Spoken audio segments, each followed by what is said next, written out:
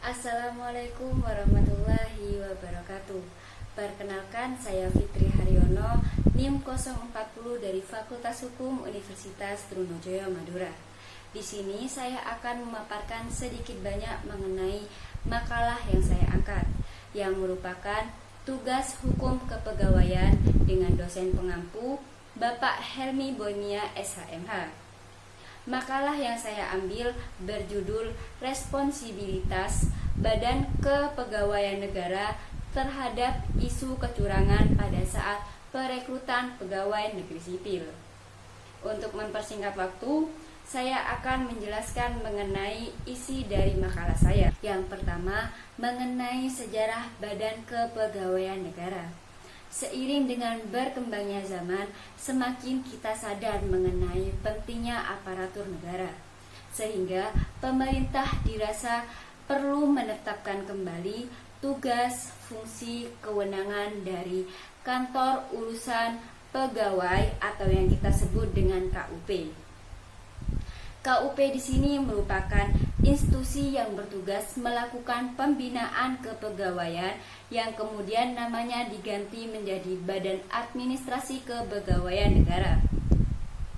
Badan Administrasi Kepegawaian Negara menjadi sebuah lembaga pemerintah non-kementerian yang diberi kewenangan melakukan pembinaan dan menyelenggarakan manajemen ASN secara nasional, yang bertanggung jawab serta berkedudukan langsung di bawah Presiden. Setelah keluarnya keputusan Presiden, BAKN diganti nama menjadi Badan Kepegawaian Negara. Hal ini bertujuan untuk meningkatkan eksistensi dan fungsi dari BKN sendiri. Materi yang kedua yaitu mengenai tugas dari BKN. Tugas dan kewenangan BKN diantaranya melaksanakan peraturan kepegawaian, yang artinya BKN berhak menetapkan keputusan mengenai pengangkatan, kenaikan jabatan, pemindahan, dan pemberhentian pegawai negeri sipil. Dari semua tugas BKN di atas, yang sering mengalami permasalahan yaitu mengenai pengangkatan atau perekrutan pegawai negeri sipil yang sering diwarnai dengan isu-isu mengenai kecurangan dalam pengangkatannya. Keadaan pegawai negeri sipil seharusnya bercermin pada Undang-Undang Nomor 43 Tahun 1999 tentang perubahan Undang-Undang Nomor 8 Tahun 1974 tentang pokok kepegawaian yang kemudian diganti dengan Undang-Undang Nomor 5. Hal ini realisasinya dapat dilakukan dengan proses rekrutmen atau pengadaan pegawai negeri sipil yang bersifat objektif, transparan, dan akuntabel. Berbagai cara untuk memanajemen sumber daya manusia agar berkualitas dapat diwujudkan dalam kegiatan spesifik seperti analisis jabatan, perencanaan sumber daya manusia, perekrutan, penyeleksian, penempatan para pegawai negeri sipil.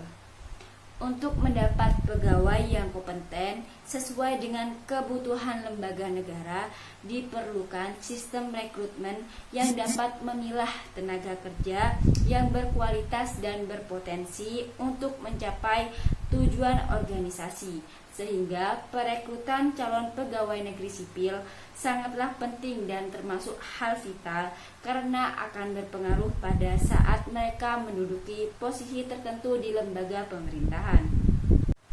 Pada tahun 2017 kemarin terjadi tudingan kecurangan saat seleksi kompetensi dasar atau SKD serta kontroversi nilai ambang batas para CPNS.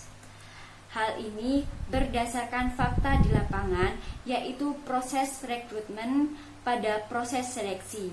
Dikarenakan banyaknya pesaing, maka pasti ada beberapa oknum pelamar yang menghalalkan segala cara untuk melakukan praktik kecurangan agar lolos tes CPNS.